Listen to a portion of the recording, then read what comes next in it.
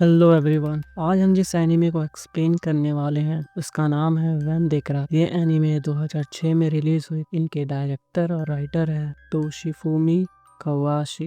Keiichi माइबारा हिनामिजावा गांव में transfer होता है। ये गांव जितना सुंदर और शांत दिखाई देता है, इस गांव में बहुत सारे रहस्य छुपे हुए हैं जो केइची को धीरे धीरे पता चलता है। इस वीडियो में एपिसोड 1 से लेकर के 4 तक मैं एक्सप्लेन करूंगा, तो वीडियो करते हैं स्टार्ट।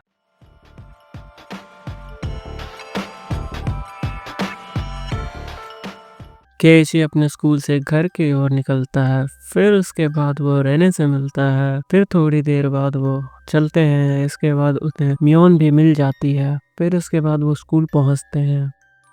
स्कूल पहुंचने के बाद केइची हमें बताता है कि इस स्कूल में एक ही रूम है जिसमें हम सभी बच्चे मिलकर पढ़ते हैं। फिर केइची और रेने और मियोन आपस में बात करने लगते हैं और एक दूसरे को पढ़ाने लगते हैं। इसके बाद रेने और मियोन फैसला करते हैं कि केइची को अगले दिन वो हिनामिजावा गांव को पूरी तरह से घुमाएंगे और वो उसे खाने के लिए ट्रीट भी देंगी।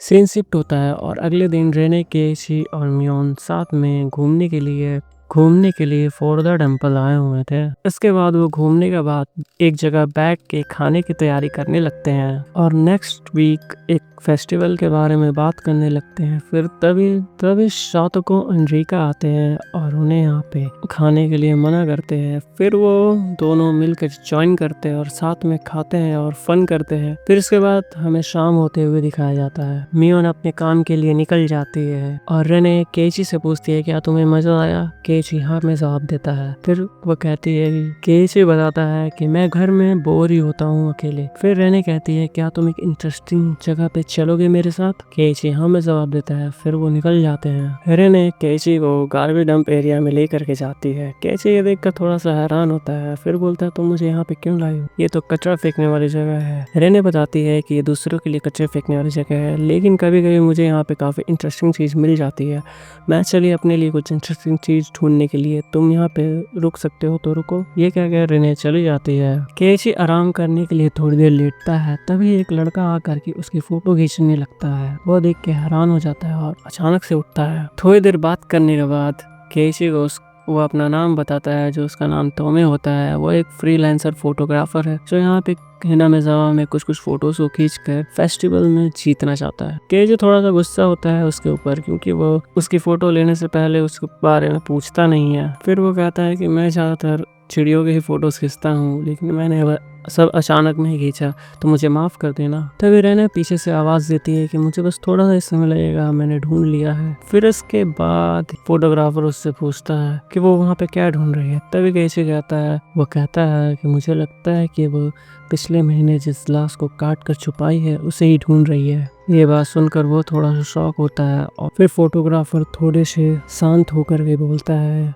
कि यहाँ पे बहुत भयानक क्राइम हुआ था जिसमें एक लड़के की उसके हाथ अभी तक नहीं मिले। ये सुनकर केइची बहुत ज्यादा शॉक में चला जाता है। फिर रेने पीछे से आवाज देती है और थोड़ी देर ये बात करके फोटोग्राफर अचानक से वहां से निकल जाता है। फिर रेने आती है तो केइची थोड़ी देर शॉक में रह के उससे पूछता है, क्या तुम्हें कोई अच्छा कुछ मिला वहां पे? फिर रेने बताती है, हाँ मुझे मिला है एक इंटरेस्टिंग चीज, एक बड़ी सी जाइंट डॉल। वो डॉल तो केइची को कहता है कि वो डॉल जो KFC के आगे खड़ी रहती है। फिर रेने कहती है, हाँ हाँ वही डॉल, पर वो बहुत ज्यादा भारी है, मैं उसे अगले दिन लेकर के आ जाऊंगी। रेने कहती है कि वो चीज बहुत अंदर में दबी हुई है और उसमें काफी जंग लगा है और मैं उसे ट्राई की पर वो निकल नहीं पाया। केइची कहता है, ठीक है हम उसे अगले दिन निकालने की कोशिश करेंगे, क्योंकि तुमने मेरे लिए बहुत अच्छा खाना बनाया था। ये बातें सुन के रेना काफी ज्यादा खुश हो जाती है और अजीब से चेहरे बनाने लगती है।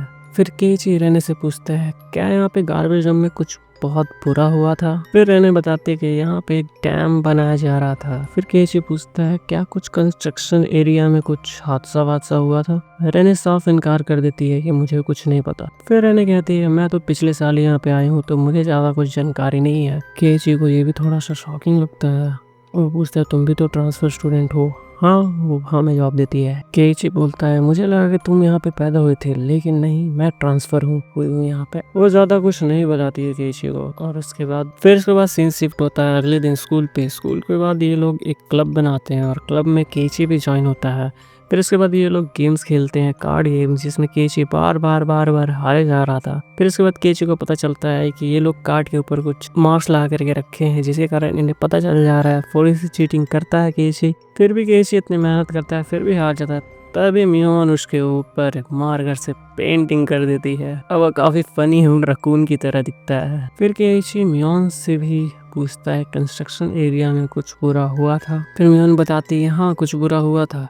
गवर्नमेंट यहाँ पे एक डैम बिल्ड करना चाहती थी, जो हिनामिसावा गांव के आधे लोगों को अचानक से उनकी जगहों से निकाल करके वो डैम बनाने की बात चल रही। फिर उन गांव वाले लोगों ने उसके साथ गवर्नमेंट के साथ लड़ाई की और उसके बाद फिर कंस्ट्रक्शन आधे रास्ते पे ही बंद हो गया। अगर ऐसा होता तो पूरा का पूरा गांव पानी में ही डूब जाता। मियोन बताती है कि पॉलिटिशियंस और थोड़े से गांव के बड़े अधिकारियों से बातचीत करके फाइनली हम ये वाली विन कर लेते हैं गवर्नमेंट के थ्रू, और हमारा गांव बच जाता है फॉर डैम से डूबने से।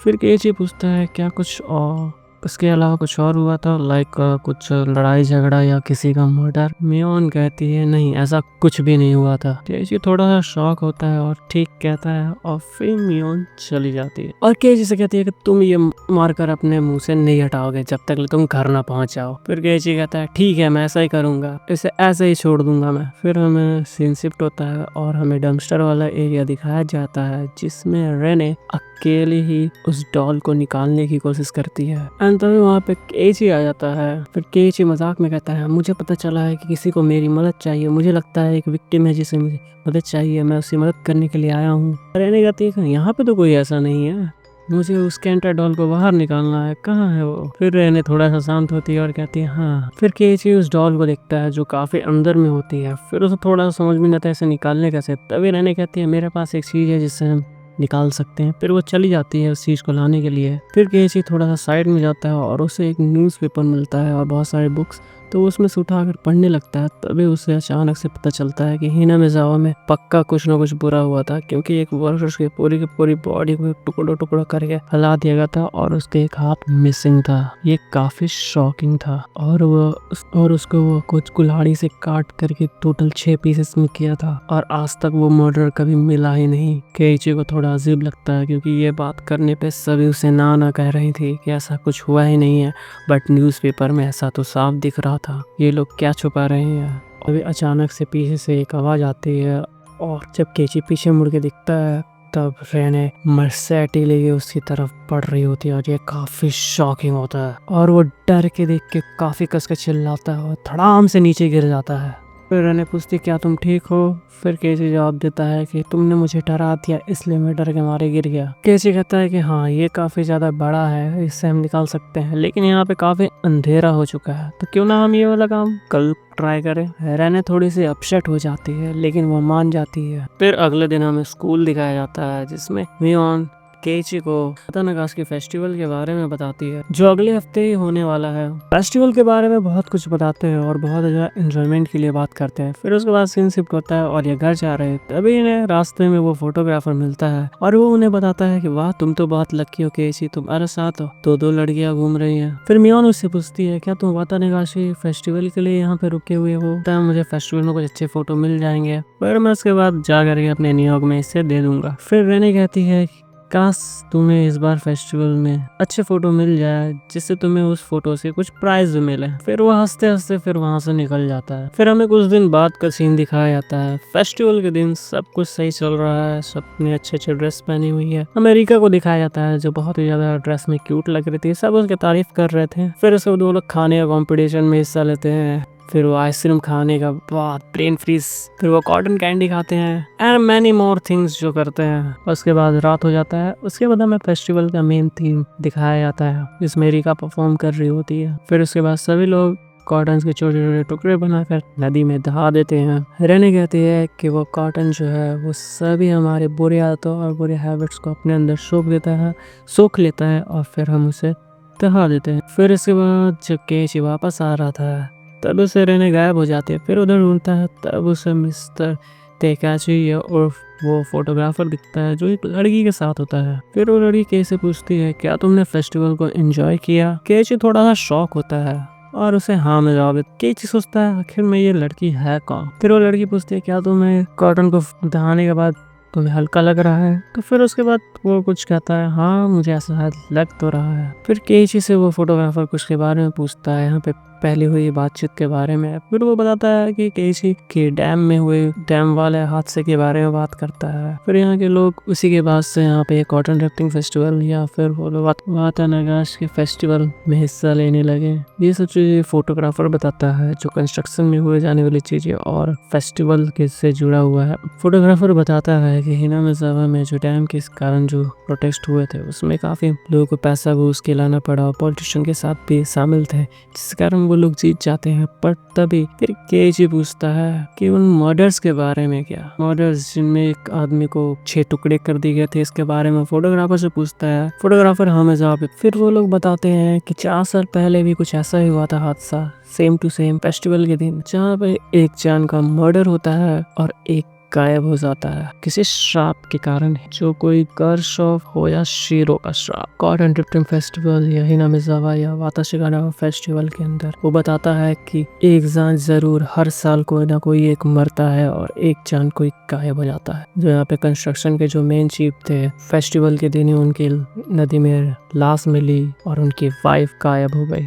फिर इसके बाद अगले साल श्राइन के चीफ हेड के अचानक से बीमारी से मौत हो जाती है और उनकी वाइफ हमेशा के लिए गायब हो जाती है। हर साल किसी न किसी की मौत होती ही है। इससे पहले 4 बड़े बड़े हादसे हो चुके हैं और ये 5वां होने वाला है।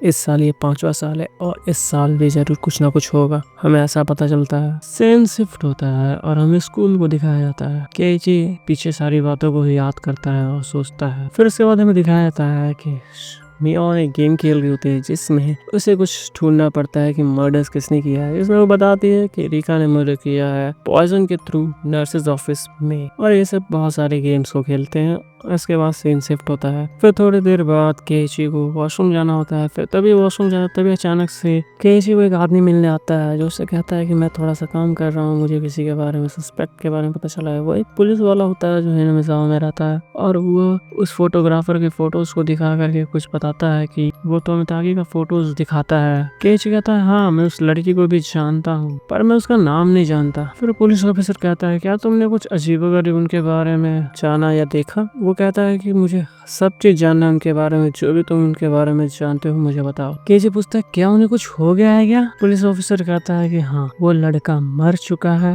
लास्ट नाइट और वो लड़की गायब है। पुलिस ऑफिसर भी बोलता है, मुझे पता है कि तुम्हें पता है किस तरह से। तो फिर वो कहता है कि क्या ये लोग उस कर्ज की वजह से मरे हैं? ऑफिसर बताता है कि वो उससे कुछ, उसकी लाश वहाँ पे मिली है रोड के सामने ही अंधेरे में, जिसे उसके एक ऑफिसर ने ढूंढा और वो काफी खून में लथपथ था। उसके नाखूनों में भी हल्के फुल्के चोट लगी थी, जिससे वो ऐसा लग रहा था कि वो बचने की कोशिश किया पर वो बच नहीं पाया। और वो भी बताता है कि सस्पेक्ट लग रहा है उससे कम हाइट का था और ऐसा भी हो सकता है कि वो 1 से ज्यादा हो। वो बताता है कि इसकी मौत 9 से 11 के बीच में हुई है और हमें जो लाश मिली है 12 बजे से पहले मिली है, 5 मिनट पहले। और केइची उस औरत के बारे में पूछता है, लेकिन ऑफिसर बताता है कि वो मिसिंग है, अभी तक नहीं मिली। अगर लोगों के बारे में पता चला तो उन्हें लगा कि कर्ज ऑफ या शीरो की वजह से वो लोग मरे हैं। ये थोड़ा सा अजीब रहेगा, ऑफिसर ऐसा बोलता है।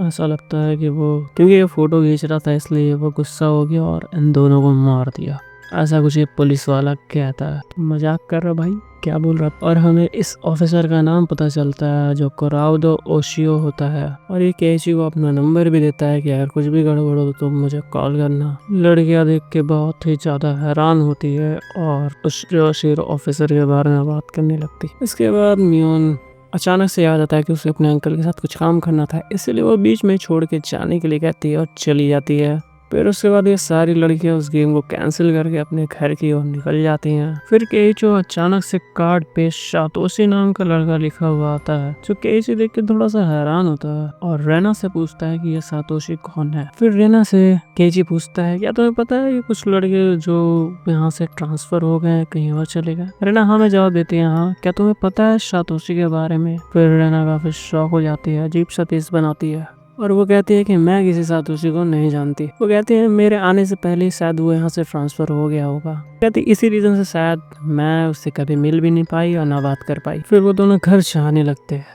तभी केजी पूछता है क्या तुम मुझसे झूठ कह रही हो या फिर कुछ ऐसी राज तो नहीं ना छुपा रही हो। रेना कहती है नहीं ऐसा तो कुछ नहीं है। केजी कहता है नहीं तुम झूठ कह रही हो। रेना कहती है ऐसा क्यों कह रहे हो तुम मुझे। केजी कहता है मुझे लग रहा है कि तुम कुछ झूठ बोल रही हो तो तुम मुझसे सब बातें क्यों छुपा रही हो। फिर सडनली अचानक से रेना का हाव भाव चेंज होता है और वो अजीब आवाज में कहती तुम भी तो हमसे सीक्रेट रख रहे हो और बहुत सारे चीज छुपा रहे हो, तुम भी तो झूठ कह रहे हो। केजी ना में जवाब देता है मैं तो ऐसा नहीं कर रहा। रेना जोर से कहती है तुम झूठ कह रहे हो। फिर रेना कहती है तुमने पिछले दिन कहा था कि तुम चाह रहे हो टीचर से मिलने के लिए, पर तुम टीचर से मिलने नहीं गए थे, तुम किसी और आदमी से मिलने गए थे। मैं जब बाहर गई तो मैंने देखा कि तुम कार के अंदर किसी के साथ बैठ करके बात कर रहे थे, उस आदमी से बात कर रहे थे जिसे तुम नहीं जानते। ये चीज सुन के केची काफी ज्यादा शॉक हो जाता है। फिर रेनी कहती है क्या तुम उसे जानते हो। केची कहता है नहीं। तो फिर तुम जिससे नहीं जानते फिर भी तुम उससे इतनी देर तक बात कर रहे थे, क्या बात कर रहे थे तुम। तो रेने पूछते क्या बात कर रहे थे तुम, चलो बताओ। फिर केची कहता है नहीं ऐसे भी कुछ इम्पोर्टेंट बात नहीं थी। फिर वो कस के लायर चिल्लाती है और चारों तरफ से चिड़िया उड़ती है। फिर कान के सामने जाती है और धीरे से कहती है जैसे तुम हमसे कुछ राज छुपा रहे हो वैसे हम भी तुमसे कुछ राज छुपा रहे हैं। केची कहता है हाँ मैं समझ गया। फिर वो अचानक से हवा चेंज होता है, वो स्माइल करती है चलो जल्दी घर, नहीं तो हमें बीमार पड़ जाएंगे। सीन शिफ्ट होता है और उसके बाद आप केची को घर में देखते हैं। फिर केची को घर पे एक कॉल आया होता है जिसकी मम्मी उसे कहती है कि तुम्हें बुक स्टोर से कॉल आ रहा है। फिर इसके बाद हमें पता चलता है कि वो पुलिस ऑफिसर यूएससी कॉल कर रहा है।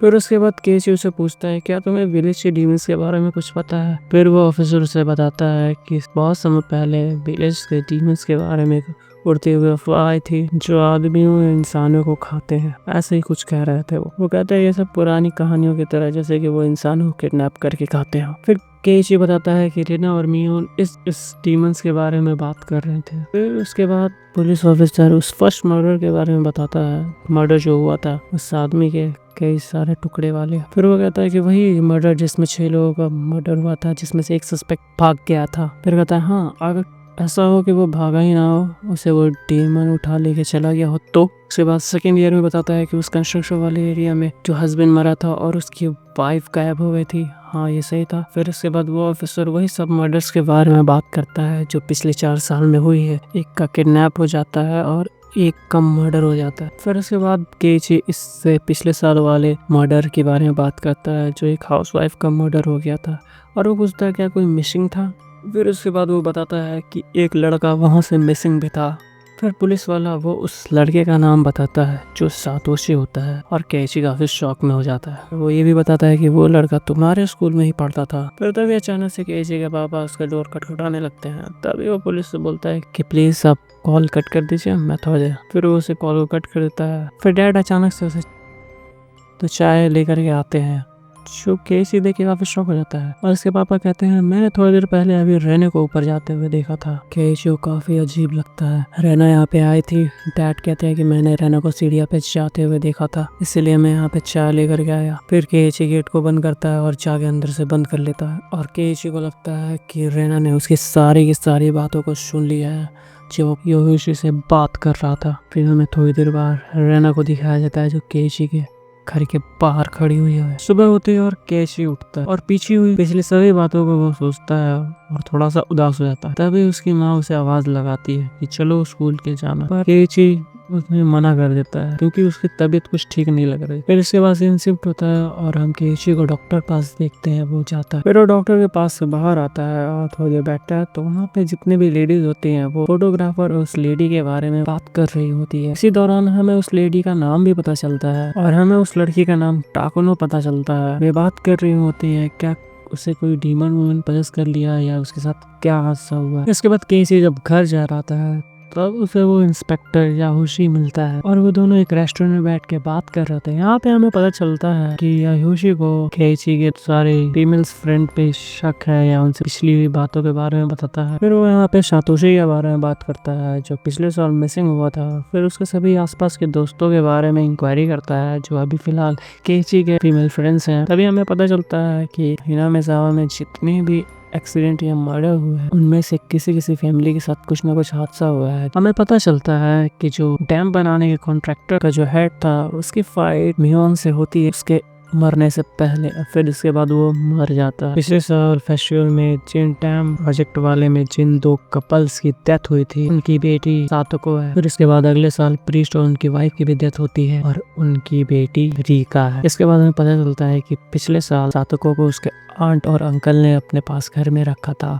फिलहाल जो मर्डर हुआ था उसकी आंट का हुआ था और उसके बाद सातोशी मिसिंग था और सातोशी सातोको का भाई है। डिटेक्टिव कहता है कि ये सब तुम्हारे दोस्तों के ग्रुप से जुड़ा हुआ है। यह देख के कैची काफी ज्यादा गुस्सा हो जाता है और टेबल पे अपने हाथ को पटकता है। फिर इसके बाद डिटेक्टिव रीना के बारे में बताता है जो यहाँ पे पिछले साल ही शिफ्ट हुई थी हिनामिजावा में। डिटेक्टिव बताते हैं कि हिनामिजावा से आने से पहले वो अपने स्कूल से सस्पेंड कर दी गई थी क्योंकि उसने एक रात ऐसे ही एक शाम ऐसे ही उठे और बेसबॉल बैट लेकर के अपने स्कूल के सभी क्लासरूम्स के कांच को फोड़ दिया, जिस कारण उसे सस्पेंड कर दिया गया। इसके बाद वो हिनामिजावा में शिफ्ट हो गए। इसके बाद उस साइकेट्रिस्ट को दिखाया गया और दिखाने का बाद वो साइकेट्रिस्ट से कहती है हर रात मेरे बेड के नीचे ओयाशिरो मुझे देखता है। इसके बाद केइची पूछता है वो कैसे हो सकता है क्योंकि वो तो आउटसाइडर है। फिर डिटेक्टिव बताता है कि वो आउटसाइडर नहीं है, वो इससे पहले यहीं पे रहती थी, उसकी फैमिली पहले यहीं पे रहती थी। फिर बाद में जब वो छोटी थी तो उसकी फैमिली शिफ्ट हो गई थी बाहर। इसके बाद केइची उस फोटोग्राफर के बारे में पूछता है जो जिमी तोमिताकी है, जिसे डिटेक्टिव जवाब देता है वो उनसे कैसे जुड़ा हुआ है। फिर डिटेक्टिव कहता है हर चीज में वो जुड़ा हुआ। फिर उसके बाद डिटेक्टिव कहता है तुम कैसे भूल गए, तुम्हारा ग्रुप जितने भी मर्डर्स हुए हैं इन सब में एक ही कॉमन बात है, वो है तुम्हारा फ्रेंड ग्रुप।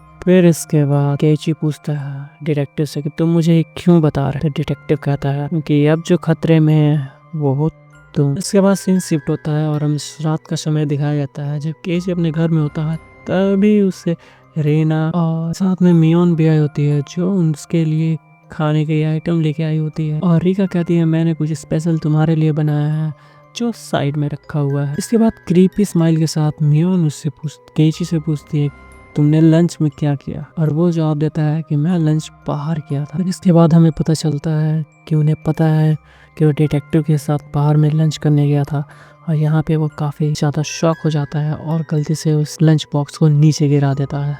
फिर मियोन पूछती आखिर तुम क्या बात कर रहे थे, तुम्हें देख के ऐसा लग रहा है तुम काफी एक्साइटेड थे वहाँ पे। केइची कहता है मैं तुम लोग के बारे में बात नहीं कर रहा था। तभी रेना कहती है समथिंग स्मेल्स लाइक फिशी। फिर मियोन कहती है मुझे नहीं पता तुम क्या बात कर रहे हो, पर तुम कहाँ पे कब और कैसे हो मुझे सब पता है। और उसके बाद वो लंच बॉक्स उठा के देती है और कहती है प्लीज तुम कल एब्सेंट मत होना। फिर इसके बाद केइची थोड़ा परेशान होता है और उस लंच बॉक्स को उठा के देखता है, उसमें बहुत सारे मीट बॉल्स रखे होते हैं जिन पे अल्फाबेटिकली स्टिकर छिपाए होते हैं। उसके बाद केइची ई नंबर का उठाता है और वो खाने लगता है। फिर तभी अचानक से जैसे ही वो इस मीट बॉल को खाता है उसे अचानक से कुछ चुभता है। वो जैसे ही निकाल के देखता है तब उसे एक नीडल मिलती है और केइची इतना डरता है। फिर उसके बाद वो सारी मीट बॉल को उठा करके इधर से उधर फेंकने लगता है। उसके बाद केइची काफी परेशान हो जाता है और वह सोचता है कि मुझे अपने आप को बचाने के लिए कुछ ना कुछ करना होगा, चाहे कुछ भी करना पड़े। फिर वह अचानक से एक पेपर पे एक लेटर लिखता है जिसमें बोलता है कि मेरा नाम ये है, और इसके बाद वो लिखता है कि कोई मुझे मारना चाहता है। मुझे लगता है कौन मारेगा कौन नहीं मुझे नहीं पता, लेकिन ये शीरो का कर्ज है। उसके बाद वो उसे फोल्ड करता है और उसे अपनी घड़ी के पीछे छुपा देता है। फिर हमें अगली सुबह को दिखाया जाता है जब केइची स्कूल की तरफ जा रहा होता है तभी अचानक एक गाड़ी उसे टक्कर मारने की कोशिश करती है और वो बच जाता है। उसके बाद वो स्कूल पहुंचता है और उसके बाद वो लॉकर रूम में देखता है कि उसे एक बेसबॉल बैट मिलता है। फिर वह उसे उठा लेता है और उसी से अपने आप को प्रोटेक्ट करने के लिए ऑलवेज टाइम अपने पास रखने लगता है। उसके बाद थोड़ी देर बाद वहाँ पे रीका और सातोको आते हैं और वो पूछते हैं तुम्हें अपने साथ बैट क्यों रखे हो। तो वो कहता है मुझे अपने स्विंग्स की प्रैक्टिस करनी है इसलिए मैं इसे कर रहा हूँ। फिर इसके बाद सातोको वहाँ से अचानक से निकल जाती है दौड़ते हुए। उसके बाद वो पिचिंग की प्रैक्टिस करने लगता है। फिर उसके बाद वो घर के लिए निकल जाता है बेसबॉल बैट के हिस्सा। थोड़ी देर बाद केइची पीछे मुड़ता है और उसे अपने पीछे रीना दिखती है। रीना उसके पीछे पीछे आ रही थी। केइची परेशान होकर पूछता है तुम मेरा पीछा क्यों कर रही हो। पर रीना कहती है मेरा घर भी इसी तरह था, मैं इधर ही जा रही हूँ। फिर केइची गुस्से में होकर बोलता है तो फिर मेरे आगे आओ। और ये देख के रीना काफी शॉक हो जाती है और काफी डरती है और फिर वो आगे भागने लगती है। फिर तभी वो पूछती है कि तुम सातोशी के बैट को क्यों अपने पास रख रहे हो। फिर केइची कहता है जो भी है इसका मतलब क्या। फिर वो कहती है तुम धीरे धीरे सातोशी जैसे ही हरकत करने लगे हो। फिर वो बताती है ठीक तुम सातोशी जैसे हरकत कर रहे हो, जबकि वो कभी भी स्पोर्ट्स में था ही नहीं। फिर भी वो अपने साथ एक बेसबॉल बैट रखने लगा, फिर वो उसे स्विंग करने लगा, फिर वो अकेले जाने लगा, फिर वो उसके बाद जैसे बोलती है रेना, उसके बाद केची पूछता है क्या, फिर सडनली उसके एक्सप्रेशन चेंज होते हैं और फिर वो कहती है वो ट्रांसफर हो गया। फिर रेना उसे कहती है तुम ऐसा नहीं करोगे ना केची। फिर केची हाँ कहता है। फिर सीन शिफ्ट होता है और हमें केची लेटा हुआ दिखता है। हमें कॉल की रिंग सुनाई देती है। उसके बाद केची उठाता है। वो कॉल उसकी मदर का होता है जो कहती है कि वो नहीं आ पाएंगी, तुम्हारे फादर को कुछ काम आ गया जिसके कारण हम परसों रात को ही आ पाएंगे। ध्यान रहे तुम स्कूल चले जाना, सुबह जल्दी उठ जाना और खाना मत भूलना। फिर वो इसके बाद सारी खिड़की दरवाजे बंद करता है और लेटने जाता है। फिर अचानक से कॉल बजती है और वो कॉल उठाता है जिसमें हमें डिटेक्टिव याहोशी होते हैं। इसके बाद केसी डिटेक्टिव को बताता है कि मुझे मारने की कोशिश की गई थी। पहले जो लंच बॉक्स लाया गया था उसमें नीडल थी जिससे मैं निकलने वाला था लेकिन मैं बच गया। फिर डिटेक्टिव बोलता है वो एक हमारे लिए एक सबूत हो सकता है, तो क्या तुम उसे देख सकते हो। फिर केसी जाता है रूम में और चेक करता है तो वो सभी रूम साफ सुथरा मिलता है और डस्टबिन में भी उसे कुछ नहीं मिलता। उसकी मॉम ने सब चीज़ पहले ही साफ कर दिया होता है। फिर उसके बाद वो डिटेक्टिव को भी बताता है कि आज सुबह जब मैं आ रहा तब मुझे एक वैन टक्कर मारने की कोशिश की। फिर डिटेक्टिव पूछा क्या तुमने उसका वैन का नंबर देखा, लेकिन केची को वो नहीं पता होता। इसके बाद हमें एक परछाई देखने को मिलती है जो धीरे धीरे केची की घर की ओर बढ़ रही है। फिर उसके बाद केची बताता है कि रेना कुछ अजीब बात कर रही थी सातोशी के बारे में। वो कह रहे थे कि मैं उसी के जैसे एक्टिंग करने लगा हूँ और सातोशी को भी अगर मैं वैसे करूंगा तो मैं भी सातोशी की तरह ही ट्रांसफर हो जाऊंगा। फिर उसके बाद तभी अचानक से उसके डोर बेल पे आवाज आती है। केची नीचे जाता है। तभी हम रेना को देखते हैं जो आई होती है उसके लिए लंच बॉक्स लेकर। पूछती है तो मैं तुम्हारे लिए आज भी खाना लेकर के आई हूँ, क्या तुमने कल का जो लाए थे वो खाया। तभी अचानक से केची उसे मना करता है और कहता है कि नहीं, मेरी मम्मी ने ऑलरेडी बहुत खाना बनाया तो मुझे जरूरत नहीं पड़ेगी। तभी रेना पूछती है क्या तुम सच कह रहे हो, तुम झूठ कह रहे हो, तुम नूडल्स खाने वाले हो, तुम 2 बजे मार्केट से लेकर गए थे। तभी केची बहुत ज्यादा शॉक हो जाता है। फिर रेना अचानक से अपने हाथों को अंदर करके जबरदस्ती आने की ट्राई करती, दरवाजा बंद करता है और उसका हाथ वहीं पे दब जाते हैं और उसे जाने के लिए कहता है, बार बार जाने के लिए कहता है। तभी अचानक से वो हाथ छुटा करके चली जाती है। फिर हम देखते हैं जब वो रूम के अंदर केची आता है तो वो डिटेक्टिव के साथ बात करता है। फिर तभी वो डिटेक्टिव रेना के बारे में पूछता है। रेना के बारे में वो बताता है कि जब उसने अपने स्कूल के क्लासेस को तोड़ा था तब उसके साथ और 4 लड़के भी थे जिन्होंने same to same baseball bat भी रखा था। पर जब उनसे बाद में पूछा गया तो उन्हें इसके बारे में सब बात करने से झिझकने लगे, वो बात करना नहीं चाहते। फिर तभी अचानक केची खिड़की को खोलता है। तब नीचे हमें रेना देखती है जो बारिश में भीग रही होती है और वह कुछ बोल रही होती है जो हमें सुनाई नहीं देता है। फिर केची उसके लिप्स को पढ़ता है तो वो कहती है I am sorry, I am sorry, I am sorry, I am sorry. फिर इसके बाद अचानक से बिजली कड़कती है और यहाँ पे सीन शिफ्ट हो जाता है। फिर हम अगले दिन स्कूल में देखते हैं जो केची अपनी पिचिंग की प्रैक्टिस कर रहा होता है। फिर इसके बाद जब मियोन आती है और उससे पूछती है तो वो उसे डिस्टर्ब करने के लिए मना करता है कि तुम मुझे छोड़ दो, मुझे पिचिंग करने दो। ये देख के काफी अजीब हो जाता है माहौल। मियोन पूछती है तुम सातोशी के बैट के साथ क्या कर रहे हो, तुम इसका बैट क्यों इस्तेमाल कर रहे हो। फिर केची कहता है कि वो इस बंदे का बैट है जिसे मैं जानता भी नहीं और वो यहाँ पे छोड़ के ट्रांसफर हो चुका है, तो इससे कोई फर्क नहीं पड़ता। और मुझे पता है सातोशी सातोको का बड़ा भाई है जो ट्रांसफर हो गया था। फिर ये देख के मियोन काफी हैरान होती है। फिर केची बताता है कि मुझे पता है सातोशी को याशिरो का कर्ज लगा था जिसके बाद वो फिर ट्रांसफर हो गया और मैं उसी की तरह हरकतें कर रहा हूँ, रेना ने मुझे बताया था। फिर इसके बाद वो थोड़ा शॉक हो जाता है और फिर मियोन मुझे मना करती है। फिर वो कस के चिल्लाता है मैं कर रहा हूँ तो कर रहा हूँ, तुम लोगों से क्या फर्क पड़ता है, मैं सातोशी के बारे में कुछ भी नहीं जानता और मैं उसकी तरफ प्रिटेंड नहीं कर रहा हूँ, तुम लोग मुझे उसके बारे में सब कुछ सच सच बताओ। केची में गुस्से में होकर पूछता है कि तुम मुझे हर चीज छुपा रहे हो।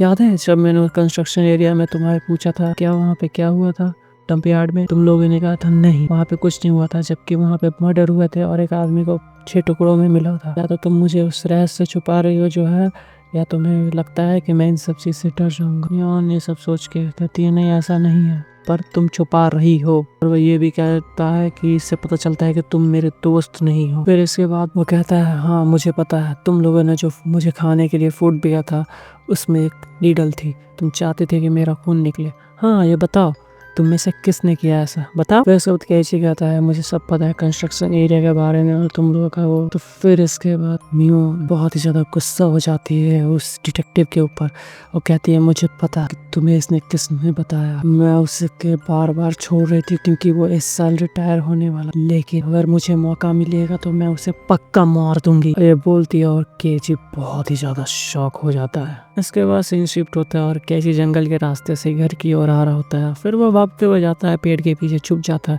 और देखता है कि कोई उसका पीछा कर रहा है मशेटी लेके। वो रेने होती है जो अपने साथ मशेटी लेकर के आई हुई होती है और ये देख के केजी बहुत ज्यादा शॉक हो जाता है। फिर वो अचानक से केजी के पीछे आ जाती है और उसे हेलो कहती है। फिर इसके बाद केची पूछता है वो किस लिए है।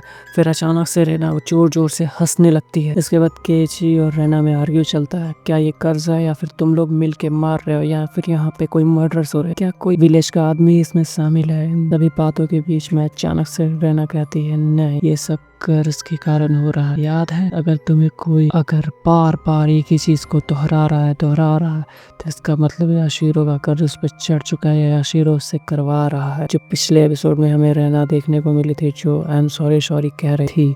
इसके बाद वो कहती है कि तुम चाहो छुपाओ या बताओ, मैं नहीं जानती, लेकिन मैं तुम्हें ट्रांसफर होने नहीं दूंगी, मैं तुम्हारी हेल्प करूंगी। फिर वो कस के हंसती है और केची उसे धक्का मारता है और वो नीचे गिर जाती है। केची भाग के चला जाता है। जब केची दौड़ते दौड़ते जा रहा था तभी अचानक से उसके पीछे तो आदमी लग जाते हैं जो उसका पीछा करने लगते हैं। फिर वो केची को पकड़ लेते हैं और उसे अचानक से मारते हैं और सीन कट होता है। फिर उसके बाद हम केची को देखते हैं जो अपने बेड पे होता है। फिर उसके बाद हमें बेड के सामने रहना दिखती है जो केची को कहती है कि मैंने डॉक्टर को बुला लिया है, डॉक्टर किसी वक्त आते होंगे। और फिर डोरबेल बजती है और मियोन की हमें आवाज आती है। इसके बाद मियोन अंदर आती है और रेना से पूछती है क्या तुमने कोच को कॉल किया। फिर इसके बाद रेना कहती है हाँ मैंने कोच को कॉल किया। फिर इसके बाद किसी पूछता है कोच, ये कोच कौन है। मियोन कहती है क्या तुम नहीं जानते, तुम बेसबॉल की प्रैक्टिस कर रहे हो और तुम कोच को नहीं जानते। फिर उसके बाद रेना कहती है अगर तुम कोच से मिलोगे तुम शॉक हो जाओगे। फिर उसके बाद रेना कहती है कि अगर हमने कोच कहा है तो इसका मतलब कोच ही है। फिर केची गुस्सा हो जाता है और चिल्लाता है और पूछता है ये कौन है। फिर रेना और मियोन हंसने लगती है और ये देख के केची को काफी ज्यादा अजीब लगता है। फिर उसके बाद वो कहती है चलो अब तुम ठीक हो गए हो तो तुम्हें पनिशमेंट गेम खेलना पड़ेगा, याद है वो जो डेजर्ट मैंने तुम्हारे लिए बनाए हैं। रेना आती है और केची को पीछे से पकड़ लेती है। इसके बाद मियोन अपने पॉकेट से एक सिरिंज को निकालती है और उससे केची को लगाने के लिए जाती है। जैसे ही वो उसे हाथों में लगाती है फिर अचानक से हमें सीन शिफ्ट होता है और केची अपने बेसबॉल बैट से किसी को मार रहा होता है और चारों तरफ हमें खून के छींटे देखने को मिलते हैं। वो रेना और मियोन को मार डालता है। फिर तभी हमें गाड़ी की आवाज आती है। जब केची खिड़की से बाहर दिखता है तो वो एक आदमी को दिखता है जो उसकी तरफ आ रहा होता है। फिर वो उसके बाद वो अपने उस घड़ी के पीछे जाता है और उस कागज पे और यहाँ पे जितने भी मर्डर्स हो रही है उसमें रेना और शियोन के साथ साथ 4-5 बड़े एडल्ट हैं जो इन सभी का मर्डर कर रहे हैं। इसके बाद वो इन पेपर को लिख कर वापस इसे रख देता है। फिर वो इसके बाद पीछे वाले दरवाजे से भाग जाता है। रात में खून की मिलत पर वह रास्ते से दौड़ते हुए जाता है। फिर इसके बाद हम देखते हैं डिटेक्टिव याशीरो के पास एक कॉल आता है जो उठाते हैं वो केची होता है। वो उनसे मदद मांग रहा होता है और बोलता है बहुत कुछ गड़बड़ हो गया। फिर वो बोलता है ठीक है मैं आ रहा हूँ और पेट्रोलिंग ऑफिसर्स को भेजता है जिससे उनका नहीं पता चलता। फिर याशीरो खुद अपनी कार लेकर के वहाँ पे जाता है। तब तक वहाँ पे बहुत देर हो चुकी होती है। केची फोन बूथ में उसकी लाश देखने को मिलती है हमें। फिर उसके बाद डिटेक्टिव अपना रिपोर्ट सुनाते हैं कि केची अपने दो दोस्तों को कॉल करके बुलाता है रेने और मियोन को और फिर उसके बाद उन्हें बैट से मार देता है और मारने के बाद वो उनकी लाशों को घर पे ही छोड़ के भाग जाता है और भाग के फोन बूथ में आता है और फिर उसकी वहाँ पे मौत हो जाती है because of loss of blood. फिर उसके बाद जब घर की जांच होती है तब उन्हें उस लेटर में लिखा होता है कि मेरा नाम केची मैबारा है, मैं डेंजर में हूँ, मुझे नहीं पता कौन क्यों कब और मुझे किस लिए मारेगा, पर मुझे एक चीज पता है ये कर्ज ऑफ याशीरो की वजह से हो रहा है। रेना और मियोन और 4-5 एडल्ट्स इन सभी मर्डर्स में इन्वॉल्व हैं और उनमें से एक व्हाइट वैंस के साथ भी है। मुझे नहीं समझ में आ रहा है यहाँ क्या हो रहा है। अगर तुम ये लेटर पढ़ रहे हो तो इसका चांसेस है कि मैं मर चुका हूँ और जिसे भी ये लेटर मिलेगा प्लीज सच को सामने लाओ।